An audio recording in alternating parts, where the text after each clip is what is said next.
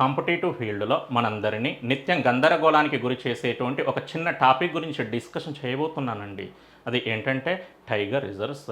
అసలు భారతదేశంలో మొత్తం ఎన్ని టైగర్ రిజర్వ్స్ ఉన్నాయి అనేది ఎక్కడ కూడా క్లారిటీ ఉండదండి. టోటల్ నెంబర్ ఎప్పుడో కన్ఫ్యూజన్గా ఉంటుంది. ఎన్టీసీఏ అఫీషియల్ వెబ్సైట్ ప్రకారం ఒక నంబర్ ఉంటే దానికి పూర్తి భిన్నంగా కేంద్ర పర్యావరణ, అటవీ మరియు వాతావరణ మార్పుల శాఖ మంత్రి చేసేటువంటి స్టేట్మెంట్ ప్రకారం మరో నంబర్ ఉంటుంది.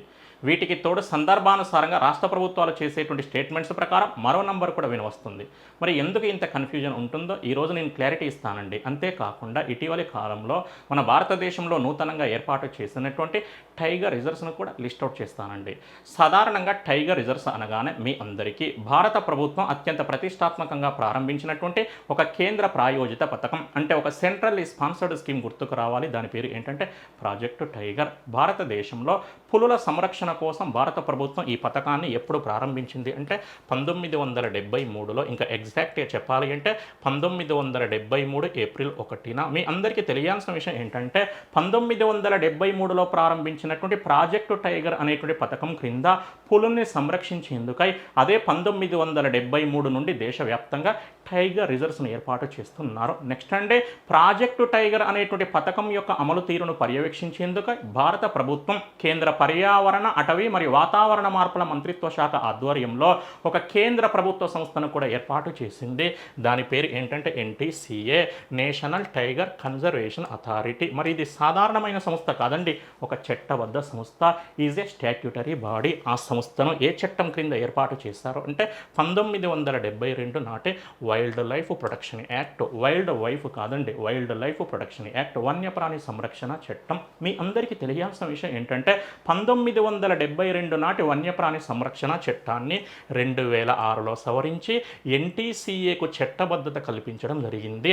అసలు 2006లో 1972 నాటి వన్యప్రాణి సంరక్షణ చట్టాన్ని ఎందుకోసం సవరించారు అంటే టైగర్ రిజర్వ్స్కు చట్టబద్ధత కల్పించేందుకై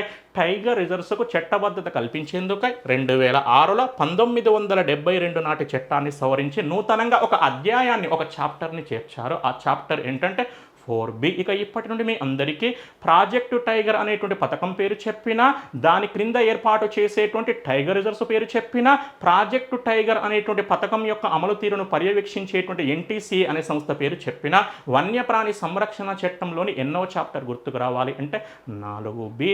ఆ చాప్టర్లోని ఒక సెక్షన్ ఏంటంటే సెక్షన్ 38V1. ఇది దేని గురించి వివరిస్తుంది అంటే టైగర్ రిజర్వ్ల ఏర్పాటు గురించి. ఈ సెక్షన్ ప్రకారం కేంద్ర ప్రభుత్వం అనుమతితో, అంటే కేంద్ర ప్రభుత్వ సిఫార్సుల మేరకు సంబంధిత రాష్ట్ర ప్రభుత్వం ఒక ప్రాంతాన్ని టైగర్ రిజర్వ్గా నోటిఫై చేయవచ్చు. అంటే అంతిమంగా టైగర్ రిజర్వ్ను ఏర్పాటు చేసేటువంటి అధికారం ఎవరి చేతుల్లో ఉంటుంది అంటే రాష్ట్ర ప్రభుత్వం చేతుల్లో ఉంటుంది. మరి ఎవరి అనుమతితో, ఎవరి సిఫార్సుల మేరకు ఏర్పాటు చేయాల్సి ఉంటుంది అంటే కేంద్ర ప్రభుత్వం. ఇక్కడ కేంద్ర ప్రభుత్వం అంటే ఏంటండి, ఎన్టీసీఏ. ఒక టైగర్ రిజర్వ్ను ఏర్పాటు చేయడంలో మొత్తం ఎన్ని దశలు ఉంటాయి అంటే 4 దశలు. 4 దశలు ఉంటాయి కాబట్టి ఈ 4 సందర్భాలలో టోటల్ టైగర్ రిజర్వ్స్ ఎన్ని అనేది కన్ఫ్యూజన్గా ఉంటుంది. 4 దశల్లో first one proposed, second one approved, third one recommended, fourth one notified లేదా డిక్లేర్డ్. అసలు ఏదైనా ఒక ప్రాంతాన్ని టైగర్ రిజర్వ్గా ఏర్పాటు చేయాలని తొలుత ఎవరు ప్రతిపాదించాల్సి ఉంటుంది అంటే సంబంధిత రాష్ట్ర ప్రభుత్వం. మరి దానిని తర్వాత ఎవరు ఆమోదించాల్సి ఉంటుంది అంటే కేంద్ర ప్రభుత్వం అనగా ఎన్టీసీఏ. మరి దానిని ఏర్పాటు చేయమని ఎవరు సిఫార్సు చేయాల్సి ఉంటుంది అంటే అదే కేంద్ర ప్రభుత్వం అంటే ఎన్టీసీఏ. మరి కేంద్ర ప్రభుత్వం లేదా ఎన్టీసీఏ చేసేటువంటి సిఫార్సుల మేరకు అంతిమంగా ఒక ప్రాంతాన్ని టైగర్ రిజర్వ్గా ఎవరు నోటిఫై చేయాల్సి ఉంటుంది లేదా ఎవరు ప్రకటించాల్సి ఉంటుంది అంటే సంబంధిత రాష్ట్ర ప్రభుత్వం. ఇప్పుడు అర్థం చేసుకోండి, ప్రతిపాదించేది రాష్ట్ర ప్రభుత్వమే, ఏర్పాటు చేసేది రాష్ట్ర ప్రభుత్వమే, కానీ సిఫార్సు చేసేదే లేదా ఆమోదించేది ఎవరు అంటే కేంద్ర ప్రభుత్వం అనగా ఎన్టీసీఏ అనేటువంటి సంస్థ. ఈ 4 దశలు మన వివాహంలో కూడా ఉంటాయండి. మరి ఆ 4 దశలు ఏంటో కామెంట్ సెక్షన్లో కామెంట్ చేసేటువంటి ప్రయత్నం చేయండి. వివాహంలో ప్రపోజ్డ్ ఉంటుంది, అప్రూవ్డ్ ఉంటుంది, రికమెండెడ్ ఉంటుంది, నోటిఫైడ్ కూడా ఉంటుంది. 4 దశలు. మీ అందరికీ తెలియాల్సిన విషయం ఏంటంటే ఇటీవలి కాలంలో మన భారతదేశంలో నూతనంగా చాలా టైగర్ రిజర్వ్స్ని ఏర్పాటు చేశారండి.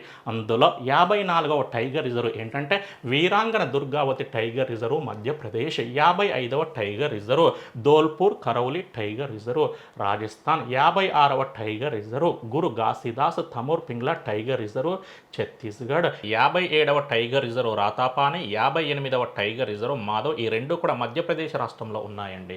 చిన్న క్లారిటీ ఏంటంటే ఎన్టీసీఏ అఫీషియల్ వెబ్సైట్స్ ప్రకారం మొత్తం టైగర్ రిజర్వ్స్ 56, కేంద్ర మంత్రి ప్రకటన ప్రకారం 57, మధ్యప్రదేశ్ రాష్ట్ర ప్రభుత్వ ప్రకటన ప్రకారం 58. అంటే 57వ టైగర్ రిజర్వ్ను సంబంధిత మధ్యప్రదేశ్ రాష్ట్ర ప్రభుత్వం ఇంకా నోటిఫై చేయాల్సి ఉంది.